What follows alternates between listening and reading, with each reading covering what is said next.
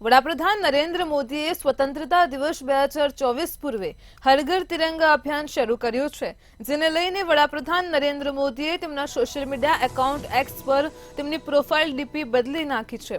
તિરંગાની તસવીર મૂકી છે અને લખ્યું છે કે હું મારું પ્રોફાઇલ પિક્ચર બદલી રહ્યો છું અને હું તમને બધાને વિનંતી કરું છું કે તમે પણ આમ જ કરીને આપણા તિરંગાની ઉજવણીમાં મારી સાથે જોડાઓ।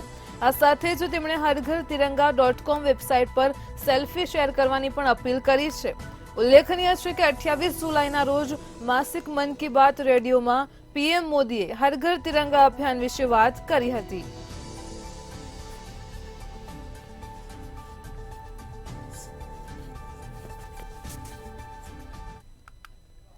આજે વડાપ્રધાન નરેન્દ્ર મોદી અને કોંગ્રેસ નેતા રાહુલ ગાંધી આમને સામને થયા છે, સાથે બેસીને ચાય પે ચર્ચા કરી હતી।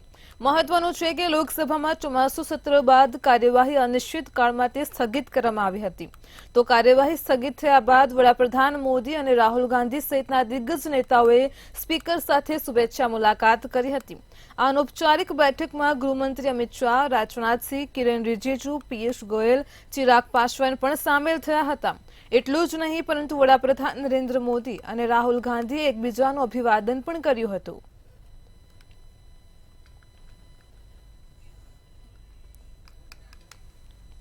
ભારતના સ્ટાર જ્વેલિન થ્રોઅર નીરજ ચોપડાએ પેરિસ ઓલિમ્પિકમાં ભારતને પહેલો સિલ્વર મેડલ અપાવ્યો છે। નીરજે સિલ્વર મેડલ જીતીને ઇતિહાસ રચી દીધો છે, તો મેડલ જીતવા સાથે દેશના બીજો પુરુષ ખેલાડી પણ બની ગયો છે, જેણે ઇન્ડિવિડ્યુઅલ ગેમ્સમાં સતત 2 ઓલિમ્પિક મેડલ જીત્યા છે। તો નીરજ પહેલા સુશીલ કુમારે સતત 2 ઓલિમ્પિક મેડલ જીત્યા હતા। નીરજ ચોપડાએ પેરિસ ઓલિમ્પિકમાં 89.45 મીટરના શ્રેષ્ઠ થ્રો સાથે સિલ્વર મેડલ જીત્યો હતો। ડિફેન્ડિંગ ચેમ્પિયન નીરજના 6માંથી 5 થ્રો ફાઉલ હતા। માત્ર તેનો બીજો થ્રો સાચો હતો, જેના કારણે તેને મેડલ મળ્યો છે। તો વડાપ્રધાન મોદીએ પેરિસ ઓલિમ્પિક 2024માં દેશ માટે સિલ્વર મેડલ જીતનાર નીરજ ચોપડાને અભિનંદન પાઠવ્યા હતા।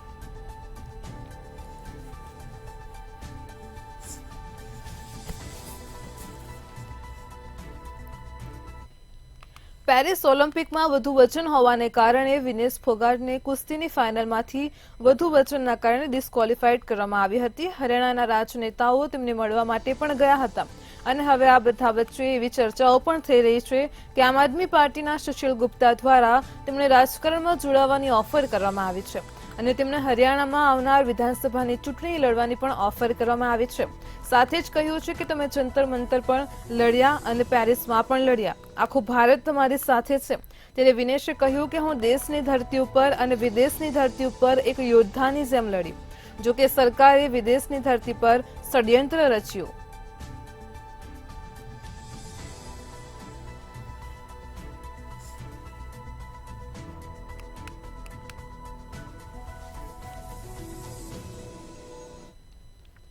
સુપ્રીમ કોર્ટે દિલ્હીના પૂર્વ ડેપ્યુટી સીએમ મનીષ સિસોદિયાને જામીન આપી દીધા છે। મનીષ સિસોદિયા 17 મહિના પછી જેલમાંથી બહાર આવશે। તે દિલ્હી લીકર પોલિસી કેસમાં તિહાર જેલમાં બંધ છે અને તેમણે ઈડી અને સીબીઆઈ કેસમાં જામીન માટે અરજી કરી હતી। ત્યારે કેસમાં જસ્ટિસ બીઆર ગવઈ અને જસ્ટિસ કેવી વિશ્વનાથનની બેન્ચે પોતાનો ચુકાદો આપ્યો હતો। કોર્ટે શરતો લાદી અને તેને પોતાનો પાસપોર્ટ સરેન્ડર કરવા અને સાક્ષીઓને પ્રભાવિત ન કરવા માટે નિર્દેશ આપ્યો છે। જ્યારે સિસોદિયાએ 10 લાખ રૂપિયાના બોન્ડ ભરવાના રહેશે। સિસોદિયાએ જામીન અરજી નામંજૂર કરવાના દિલ્હી હાઈકોર્ટના નિર્ણયને સુપ્રીમ કોર્ટમાં પડકાર્યો હતો।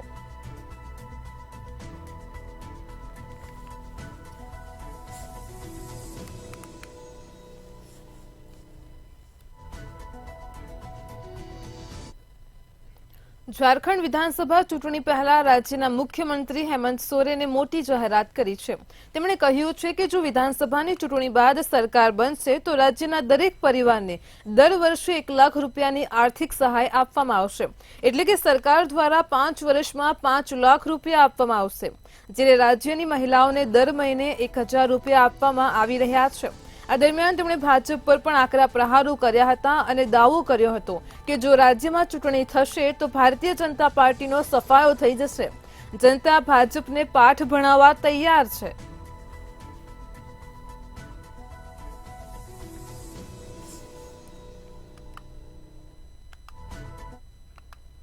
ઉત્તર પ્રદેશમાં આ વખતે પણ રક્ષાબંધન પર રાજ્ય સરકાર બહેનોને પરિવહન નિગમની બસોમાં મફત મુસાફરીની સુવિધા આપશે। મુખ્યમંત્રી યોગી આદિત્યનાથે અધિકારીઓને કહ્યું છે કે બહેનો તેમના ભાઈઓ પાસે રાખડી બાંધવા જાય છે। આ વિશેષ અવસરે મહિલાઓને નિગમની બસોમાં 18મી ઓગસ્ટની મધ્યરાત્રિથી 19મી ઓગસ્ટની મધ્યરાત્રિ સુધી મફત મુસાફરીની સુવિધા પૂરી પાડવામાં આવે। આ અંગે તમામ જરૂરી વ્યવસ્થાઓ સમયસર પૂર્ણ કરો।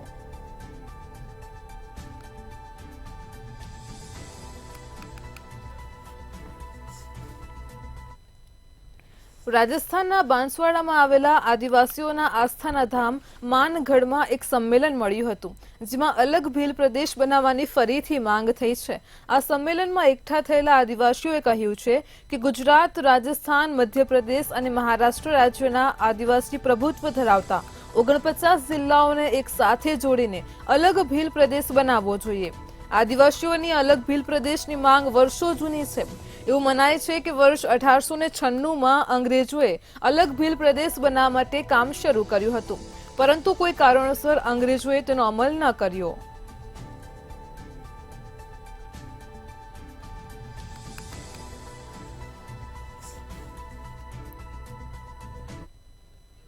ઉત્તર પ્રદેશના બિજનોરમાંથી દારૂના નશામાં એક વ્યક્તિએ તો હદ વટાવતો અજીબો કિસ્સો સામે આવ્યો છે। એક વ્યક્તિ દારૂના નશામાં રેલવે ટ્રેક પર જ સૂઈ ગયો હતો। આ દરમિયાન એક ટ્રેન તેની ઉપરથી પસાર થઈ ગઈ અને આ વ્યક્તિ નશામાં એટલી ચકચૂર હતી કે તેને એ વાતનું પણ ભાન ન હતું કે તેની ઉપરથી ટ્રેન જઈ રહી છે। જો કે ટ્રેન ડ્રાઈવરને લાગ્યું કે કદાચ આ વ્યક્તિ ટ્રેન નીચે કચડાઈ ગયો અને તેનું મૃત્યુ થયું હોય, જેથી ડ્રાઈવરે આ ઘટના અંગે કંટ્રોલ રૂમને પણ જાણ કરી।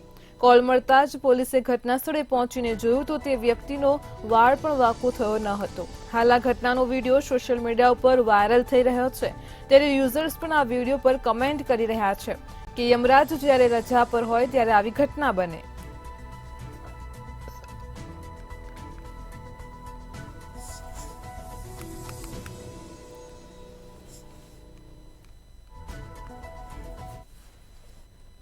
રાજ્યસભામાં ફરી એકવાર નામનો હોબાળો મચ્યો છે। જયા બચ્ચન ફરી એકવાર ભડક્યા છે। રાજ્યસભાના અધ્યક્ષ જગદીપ ધનખડે જયા બચ્ચનના નામ સાથે અમિતાભ બચ્ચનનું નામ જોડીને બોલાવતા જયા બચ્ચન અધ્યક્ષ જગદીપ ધનખડે ઉપર ભડક્યા છે અને કહ્યું કે હું એક કલાકાર છું અને તમારા હાવભાવ સમજી શકું છું, મને માફ કરજો પણ તમારો ટોન બરાબર નથી। જે બાદ કોંગ્રેસ નેતા સોનિયા ગાંધીના નેતૃત્વમાં વિપક્ષે વોકઆઉટનો નિર્ણય લીધો હતો। ઉલ્લેખનીય છે કે થોડા દિવસ પહેલા જ રાજ્યસભામાં ઉપાધ્યક્ષ હરિવંશે પણ જયા બચ્ચનને બોલવા માટે આમંત્રિત કર્યા અને ત્યારે પણ તેમણે જ અમિતાભ બચ્ચન કહીને સંબોધ્યા હતા અને ત્યારે પણ જયા બચ્ચન ભડક્યા હતા, તો નારાજ થયા હતા અને ત્યારે ફરી એકવાર સંસદમાં નામનો હોબાળો મચતા જ રાજકારણ ગરમાયું છે।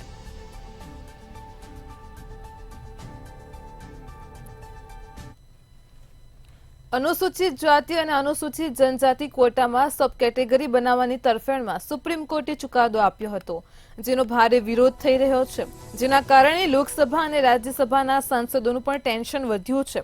ત્યારે આજે SC/ST સમુદાયના લોકસભા તથા રાજ્યસભાના સાંસદો સંસદ ભવનમાં જ પીએમ મોદીને મળવા માટે પહોંચ્યા હતા।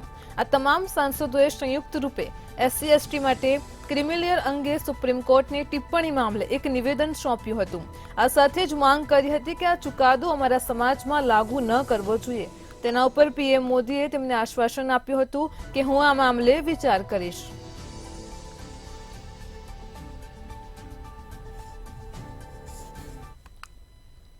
છેલ્લા ઘણા દિવસોથી બિહારમાં પુલ ધરાશયી થવાની ઘટના સામે આવી રહી છે, ત્યારે વધુ એક નિર્માણાધીન બ્રિજ ધરાશયી થવાની ઘટના સામે આવી છે।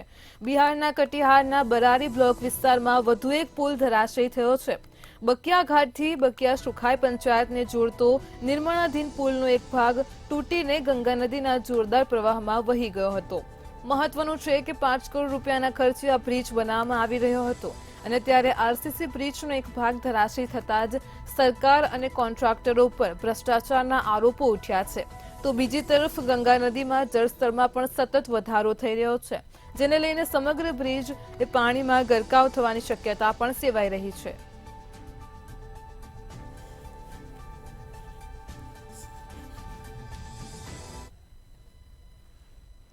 આજે નાગપંચમીના અવસરે ઉજ્જૈન મહાકાલેશ્વર મંદિર પરિસરમાં સ્થિત નાગચંદ્રેશ્વર મંદિરનું વિશેષ મહત્વ છે. વર્ષમાં માત્ર એક જ વાર નાગપંચમીના દિવસે જ આ મંદિરનો દરવાજો મધ્યરાત્રે 12 વાગ્યે ખુલે છે અને 24 કલાક પછી આગલી રાત્રે 12 કલાકે મધ્યરાત્રે બંધ થાય છે. અહીં દર વર્ષે 2 લાખથી વધુ ભક્તો આ મંદિરની મુલાકાત લે છે. મંદિર પ્રબંધન સમિતિના અધ્યક્ષ નીરજ કુમારસિંહે જણાવ્યું કે મહાકાલ મંદિર ઉજ્જૈનમાં નાગપંચમી 2024ના અવસર પર મહાકાલ મંદિરમાં દર્શન માટે અલગ રૂટ અને નાગચંદ્રેશ્વર મંદિરમાં દર્શન માટે અલગ રૂટ નક્કી કરવામાં આવ્યો છે.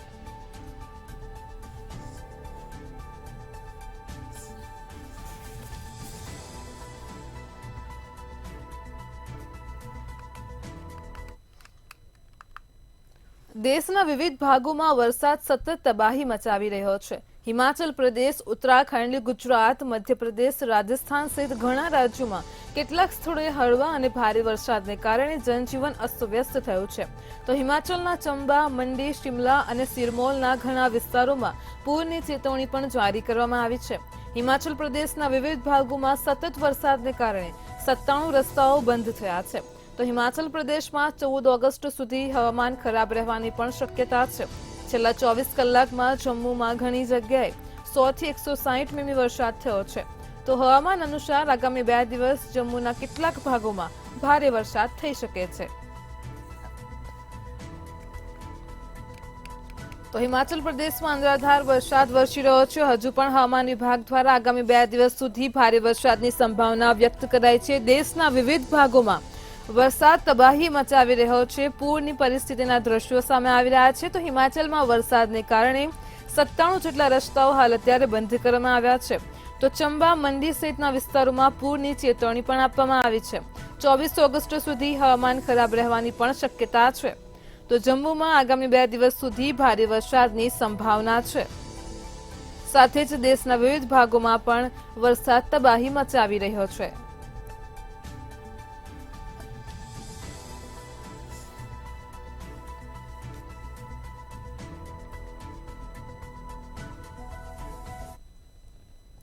ભારત સરકારે હિન્દુઓની સુરક્ષા માટે મોટો નિર્ણય લીધો છે.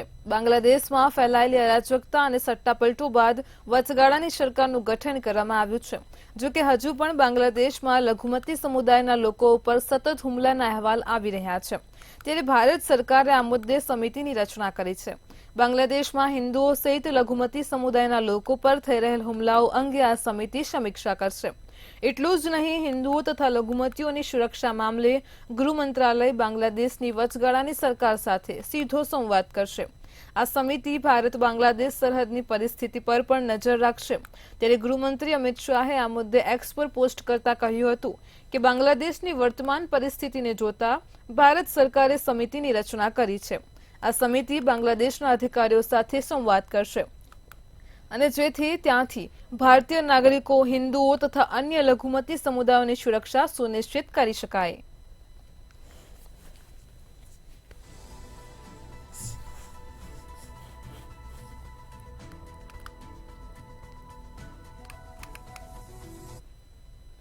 બાંગ્લાદેશમાં અરાજકતા ફેલાયા બાદ ભારત એલર્ટ થયું છે.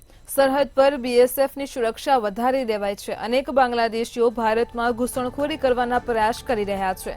ત્યારે ભારતમાં જલપાઈગુડી જિલ્લાની નજીક 300 જેટલા બાંગ્લાદેશીઓ ઘૂસણખોરીનો પ્રયાસ કરવા માટે એકઠા થયા હોવાના સમાચારથી ખળભળાટ મચ્યો છે.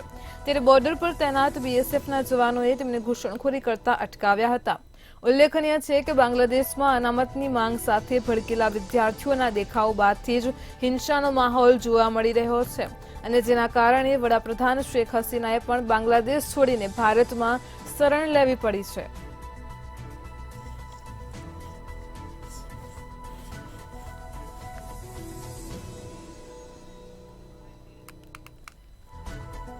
તો બાંગ્લાદેશમાં અરાજકતા વધ્યા પછી ભારત એલર્ટ થઈ ગયું છે. બાંગ્લાદેશમાં હિંસા ફાટી નીકળી છે. તો બાંગ્લાદેશીઓ ભારતમાં ઘૂસણખોરી કરવાની ફિરાકમાં હોવાની પણ વિગતો મળી રહી છે. ભારતમાં જલપાઈગુડીમાં 300 જેટલા બાંગ્લાદેશી એકઠા થયા છે. અનામતની માંગ સાથે વિદ્યાર્થીઓ ભડક્યા હતા અને ત્યારબાદથી હિંસા વધી ગઈ છે. તો બીએસએફે બાંગ્લાદેશીઓને ઘૂસણખોરી કરતા અટકાવ્યા હતા. સમગ્ર ઘટનાને પગલે બાંગ્લાદેશમાંથી વડાપ્રધાને પણ રાજીનામું આપીને ભારતની શરણ લેવી પડી છે. બાંગ્લાદેશીઓ ભારતમાં ઘૂસણખોરી કરવાની ફિરાકમાં છે. અત્યારે હાલ ભારત એલર્ટ થઈ ગયું છે.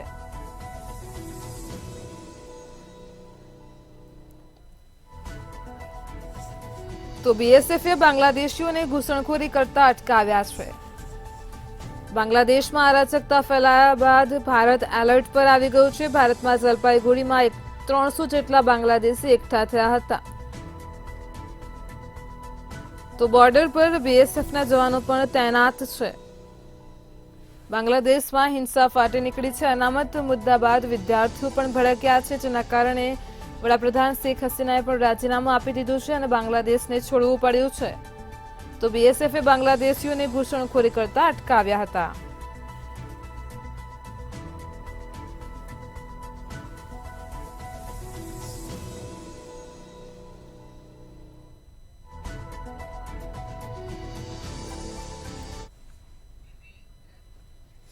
બાંગ્લાદેશમાં હિંસા ફાટ્યા બાદ હિન્દુઓમાં ભયનો માહોલ જોવા મળ્યો છે. ઇસ્લામિક કટ્ટરપંથીઓના હુમલાથી હજારો હિન્દુઓ ભારતમાં પ્રવેશવા માંગે છે.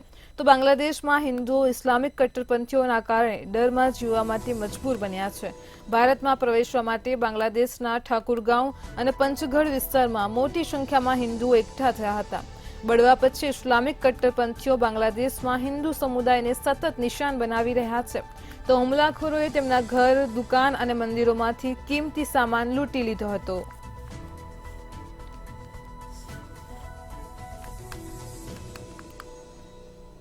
તો બાંગ્લાદેશમાં અત્યારે હિન્દુઓમાં ભયનો માહોલ ફેલાઈ રહ્યો છે. હિન્દુઓ ઇસ્લામિક કટ્ટરપંથીઓના કારણે ડરમાં જીવવા માટે મજબૂર બન્યા છે. ઠાકુરગાંવ અને પંચગઢ વિસ્તારમાં હિન્દુઓ એકઠા થયા છે. તો બાંગ્લાદેશમાં હિંસા ફાટ્યા બાદ હિન્દુઓમાં ભયનો માહોલ જોવા મળ્યો છે. હુમલાખોરોએ હિન્દુઓના ઘર, દુકાન અને મંદિરો પણ લૂંટી લીધા છે અને આગચંપી પણ કરી છે.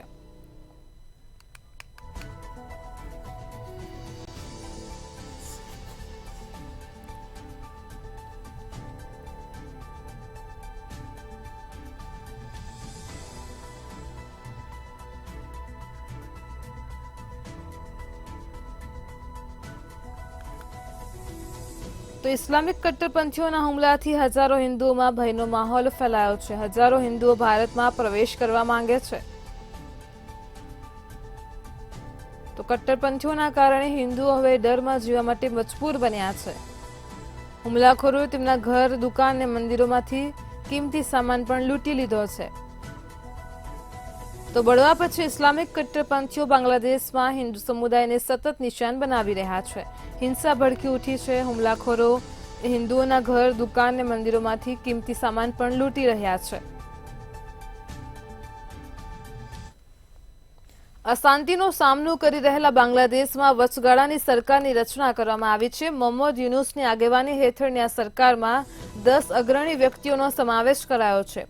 તો વચગાળાની સરકારના વડા તરીકે શપથ લીધા બાદ યુનુસે હિન્દુઓ પરના હુમલાને કાવતરું ગણાવ્યું હતું. તેમણે કહ્યું છે કે પીડિતોની સુરક્ષા સરકારની પ્રથમ પ્રાથમિકતા છે. સાથે જ તેમણે જનતાને દેશના પુનઃનિર્માણમાં તેમનો સાથ આપવા માટે પણ વિનંતી કરી હતી. તો પેરિસથી ઢાકા પરત ફર્યા બાદ યુનુસનો એરપોર્ટ પર આર્મી ચીફ વકાર ઉઝ ઝમાન, વરિષ્ઠ અધિકારીઓ અને વિદ્યાર્થીઓ નેતાઓ દ્વારા સ્વાગત કરાયું હતું.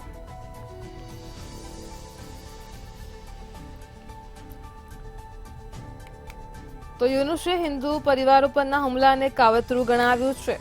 જનતાને દેશના પુનઃનિર્માણમાં સાથ આપવા માટે પણ વિનંતી કરી છે. જનતાને અત્યારે દેશનું પુનઃનિર્માણ કરવા માટે પણ વિનંતી કરી છે. તો બાંગ્લાદેશમાં વચગાળાની સરકારની રચના કરાઈ છે. સરકારમાં 10 અગ્રણી વ્યક્તિઓનો સમાવેશ કરાયો છે.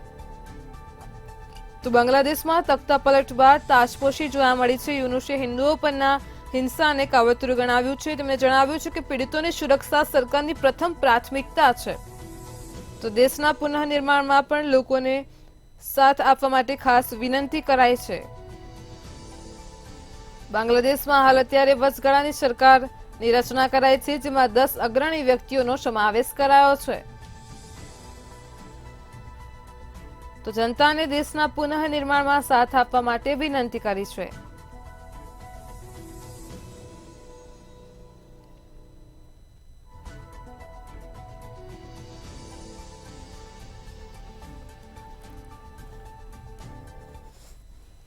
તાલિબાન તેના કડક આદેશો માટે અફઘાનિસ્તાનમાં ખૂબ જ પ્રખ્યાત છે. તાલિબાનના આદેશનો અનાદર કરવા બદલ લોકોને સખત સજા પણ ભોગવવી પડે છે. હવે તાલિબાને વધુ એક આદેશ આપ્યો છે કે સરકારી કર્મચારીઓએ દિવસમાં 5 વખત નમાઝ અદા કરવી પડશે અને જો તેઓ આમ નહીં કરે તો તેને સજા ભોગવવી પડશે.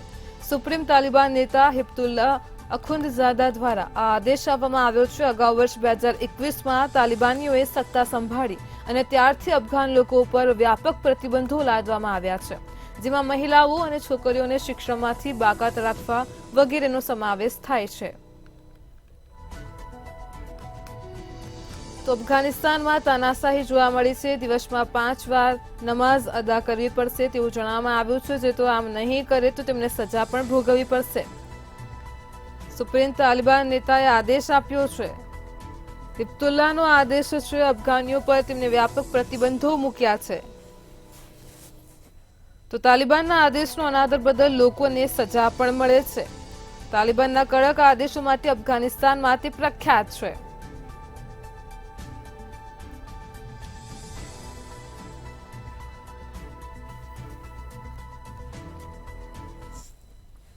રશિયા યુક્રેન વચ્ચે ચાલી રહેલા યુદ્ધને લગભગ 2.5 વર્ષ જેટલો સમય થઈ ગયો છે. આ યુદ્ધમાં અનેક લોકોના મોત થયા છે, જ્યારે ઘણા પરિવારો પણ પોતાનું ઘર છોડવા માટે મજબૂર બન્યા છે. ત્યારે હવે રશિયા યુક્રેન યુદ્ધમાં મોટા સમાચાર સામે આવી રહ્યા છે, જેમાં યુક્રેન સૈનિકો ટેન્ક અને બખ્તરિયા વાહનો સાથે રશિયામાં ઘૂસી ગયા છે. આ સાથે જ બંને દેશો વચ્ચે યુદ્ધ વધુ ભીષણ બને તેવી આશંકા પણ વધી ગઈ છે. તો દક્ષિણના કુર્કસ શહેર પાસેના વિસ્તારમાં યુક્રેને પ્રચંડ હુમલો કરી થોડે સુધી ઘૂસણખોરી પણ કરી હતી, પરંતુ હજુ સુધી ત્યાં રહેલો ન્યુક્લિયર પાવર પ્લાન્ટ તેમજ ગેસ સ્ટેશન બંને રશિયાના હાથમાં છે. જો કે આ યુદ્ધ શરૂ થયા પછી યુક્રેને કરેલો આ સૌથી પ્રચંડ હુમલો હતો. આ હુમલા પછી તે સમગ્ર વિસ્તારમાં કટોકટીની સ્થિતિ જાહેર કરવામાં આવી છે.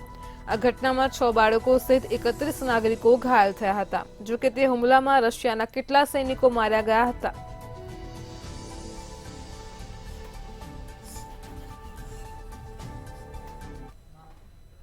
ઇન્ડિયા એટ 9 માં હાલ આટલું જ. વધુ સમાચાર માટે જોતા રહો મંતવ્ય ન્યૂઝ.